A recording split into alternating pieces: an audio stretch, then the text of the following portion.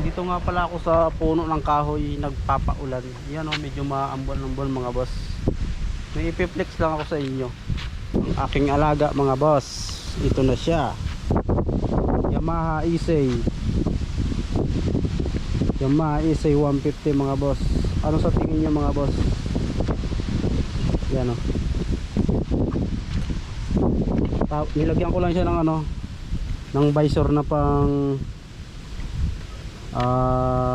Kawasaki 250, Ninja 250. Yan mga boss. Tapos yung visor na pang Aerox nilagay ko dito mga boss. Ano sa tingin nyo mga boss? Bagay ba? Ayun. Ayan naman sa side. Sa kabila mga boss. Tapos naka sniper mags na rin pala yan mga boss. Ayan, sariling ano lang, sariling build. Ayan. Sariling conversion lang yan mga boss. So far so good. Ano naman, okay naman yung ikot ng gulong nya. Tapos ito yung sa huli mga boss. Yan o, sariling ano lang yan mga boss, sariling conversion. Guys, yan mga boss o. Saka ito yung brake master nya.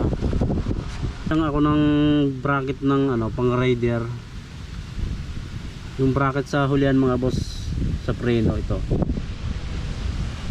Bali hiniwaan ko lang siya para pumasok yung tornilyo dito. Okay naman yung preno niya, malakas din naman mga boss, kaso medyo ano lang, hindi lang kagandahan. Sariling conversion lang kasi mga boss. Ayan o. Mahal kasi pag nagpagawa ka mga boss. Saka naka oil cooler na rin yan pala mga boss. Okay, ride set mga boss.